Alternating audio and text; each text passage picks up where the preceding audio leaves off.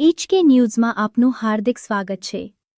હું આપની સાથે કૃપાલી પરમાર। સમાચારની વાત કરીએ તો દહેગામ મામલતદાર કચેરી કોંગ્રેસ આગેવાનોએ આવેદનપત્ર આપ્યું। દહેગામ તાલુકામાં SIR પ્રક્રિયા દરમિયાન મતદારોના અધિકાર પર ગંભીર પ્રશ્નો ઊભા થયા છે। તાલુકા કોંગ્રેસ સમિતિએ ખોટા ફોર્મ 7 ભરવાના આક્ષેપ સાથે મામલતદારને આવેદનપત્ર રજૂ કર્યું। કાર્યવાહી દ્વારા પૂર્વ બાકી રહેલા મુદ્દાઓની ખોટી પ્રવૃત્તિ સામે સ્પષ્ટ નોંધ લેવામાં આવી। SIR પ્રક્રિયામાં BLA 1 અને BLA 2 ની ભૂમિકા અત્યંત મહત્વપૂર્ણ છે અને આ વખતે પક્ષ તરફથી લેખિત રજૂઆત કરીને કાયદેસરની તૈયારી પુષ્ટિ કરવામાં આવી। વિસ્તૃત કારોબારી બેઠકમાં યુવા અને મહિલા સંગઠન NSUI સેવાદળ તેમજ અન્ય આગેવાનો મોટી સંખ્યામાં હાજર રહ્યા।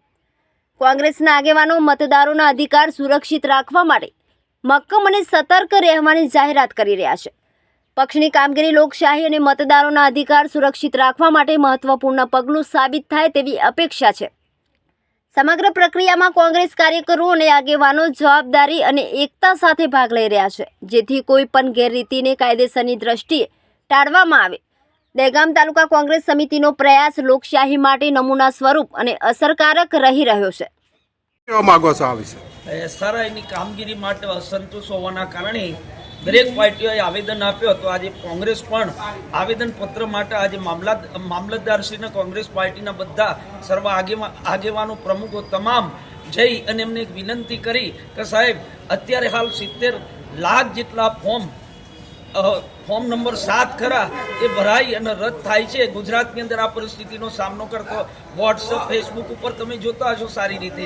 એટલે અમે પણ અમારા તાલુકાનું રક્ષણ કરવા માટે વોટ એ અમારો અધિકાર છે, એના માટે અમે પણ આવેદનપત્ર કોંગ્રેસ પાર્ટી વતીથી આપ્યું। આપનું નામ જણાવશો? મારું નામ ચૌહાણ વખતસિંહ અમરસિંહ। હું 22 વિધાનસભાની અંદર ઉમેદવાર હતો કોંગ્રેસ પાર્ટી તરફથી। એ કાર્યક્રમ અંગે શું કહેવા માંગો છો?